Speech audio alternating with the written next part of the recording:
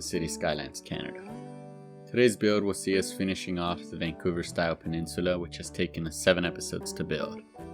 And I've also renamed the area we'll be building from Crown Point to Inuksuk Point.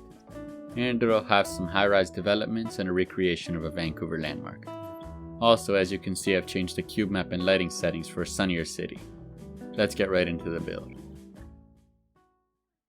So we're starting off with the road layout, and there's not a lot to it as this area is pretty small, but we do fit quite a lot into it. For this area here, I'll be drawing inspiration from Call Harbour in Vancouver for this curve segment, and then the rest of it is just a continuation of the north-south grid, and both Pacific and East Shore Boulevard culminate here in this loop and parking lot.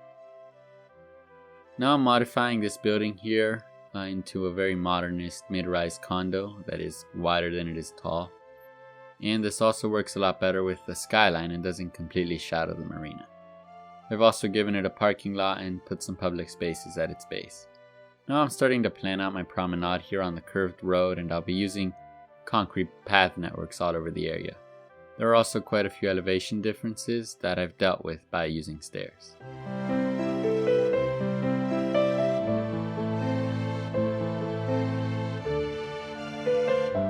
A lot of condos in Vancouver sit atop podiums, which often have both commercial and residential spaces, and connect the towers to the road below. And I'll be making some custom condos based off of that concept here using PO, and I started with the bases and used PO to flip one, such that there are cubes, and then I took 2 Smiley's condos and combined them to make the towers themselves. This ended up giving me towers with more unique roofs that still fit in with the glass wall that is the skyline so far. And of course, as I've done with all of my PO buildings so far, I'll be making these towers and podiums functional commercial and residential buildings by using block services.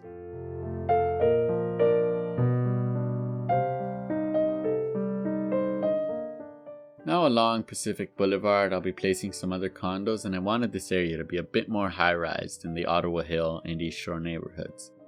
So I put this tall tower that is the 3rd tallest one on the peninsula, and having defined the skyline, I started a pretty awesome build of something that adds a lot of character to the area.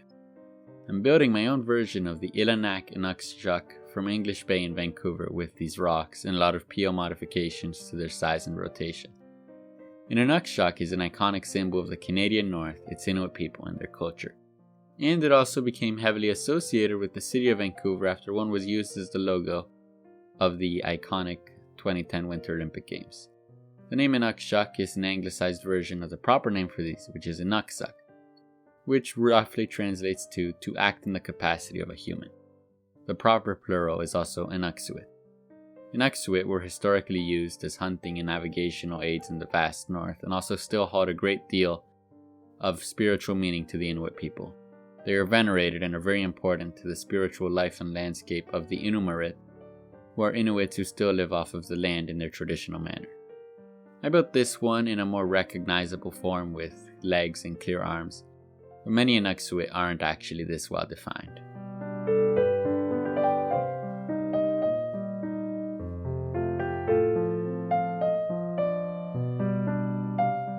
With my Inuksuk completed, I set about building the park that will make up a large portion of Inuksuk Point, starting with some seawalls. For this area here by the marina, I had to include 2 layers of walls to more effectively deal with the height differences and hide the terrain elevated by the concrete networks. After that, it was just a matter of putting some stairs to ease the height transitions. And I just put some trees here as I wanted to leave clear visibility of the skyline across the bay. And then I put some alder trees along the water line, and for the main body of the park, I added a bunch of different clusters of trees, to give the park the feeling of actually being surrounded by nature. And my idea for this park is that there are a bunch of different types of trees within the park itself. I also added a conifer here tall enough to be considered a credible part of the Inuksuk Point skyline.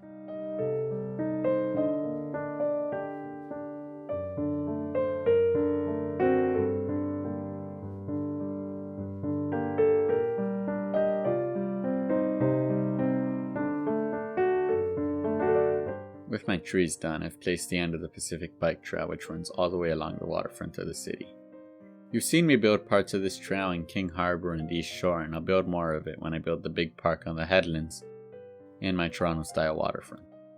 Anyhow, this portion comes off of East Shore Boulevard and snakes around the coast at a pretty low elevation that I've worked with using my retaining walls. And here I just decided to figure out what the Inuksuk area is going to look like in terms of the height levels. So I just used some surfaces to keep it at a higher level than the park and more equal with the roads. Then I needed to figure out how to better integrate the end of the bike path into the area. So I added some stairs and used PO to make a ramp for the bikes, while leaving some stairs running parallel to it for people to actually just be able to walk up as well.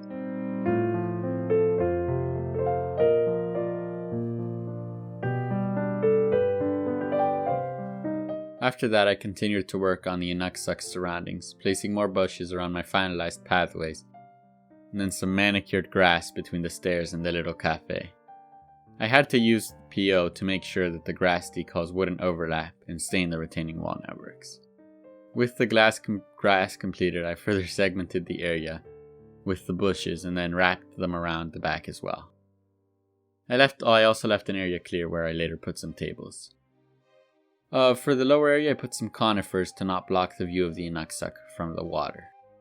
And the small area in the middle of the loop, I just ended up landscaping in the same manner as I did around the Inuksuk, with the trees, with the bushes and the grass. And I actually didn't put any trees so that the view to the Inuksuk could be maintained clear.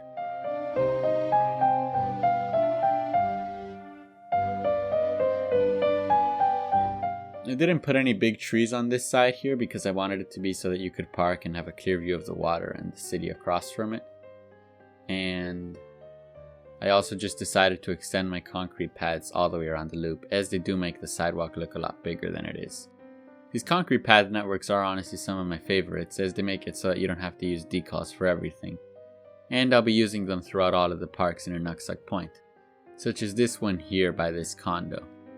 And I've just run some paths along the retaining wall for some seaside walks, and then just placed a gazebo surrounded by foliage.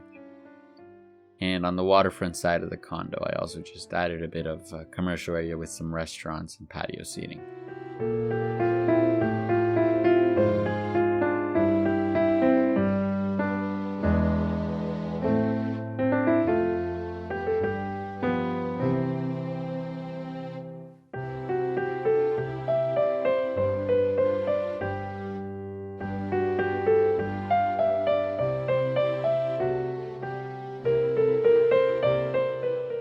I placed another retaining wall just to cover where the bike path rises to meet East Shore Boulevard, and for this area here I simply decided to just continue the waterfront style I did last episode.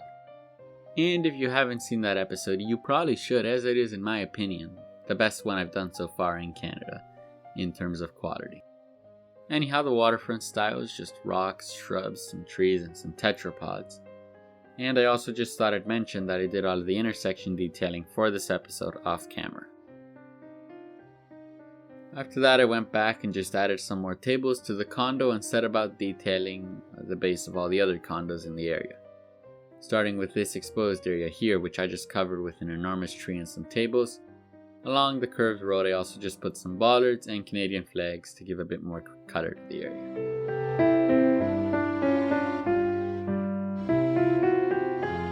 Then on the intersection with Pacific Boulevard, I made a small plaza with this sculpture here, some benches, and of course trees and planters. I placed my trees and planters such that the deer and the statue look surrounded by nature when viewed from the intersection. And a lot of condos in cities like Toronto and Vancouver have sculptures on the ground level,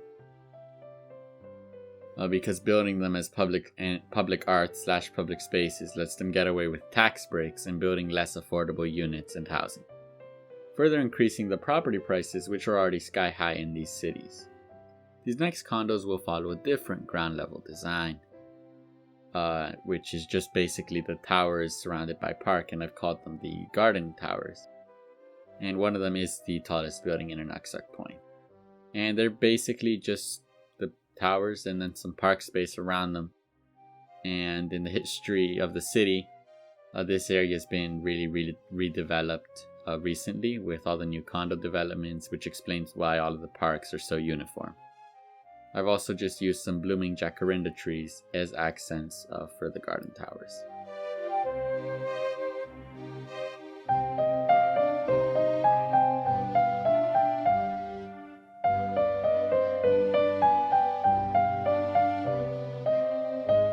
For this last condo here, I just placed a fairly cookie cutter plaza with a fountain that fit the spot nicely.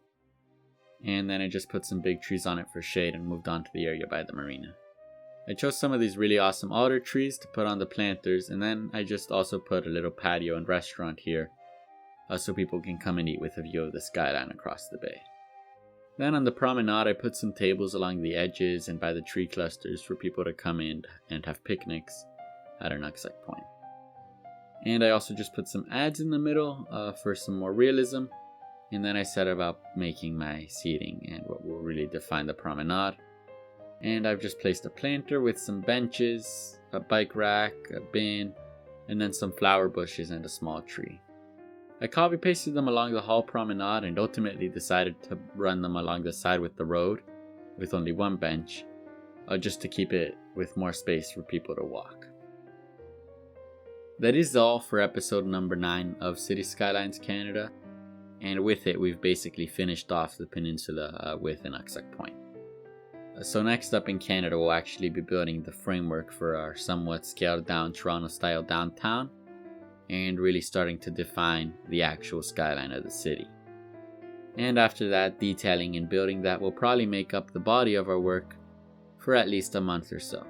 At some point in there, I'll maybe make a video showcasing the peninsula in detail and maybe further expanding on the history of it, so definitely comment down below if you'd like to see something like that. And I'll definitely start live streaming some Canada, especially road detailing, after that video where I start the downtown. And if you want to catch any of those videos or the streams, don't forget to subscribe or leave a like.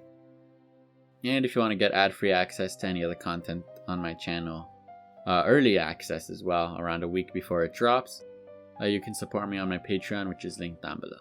Have a great day, and I'll see you next time in Canada.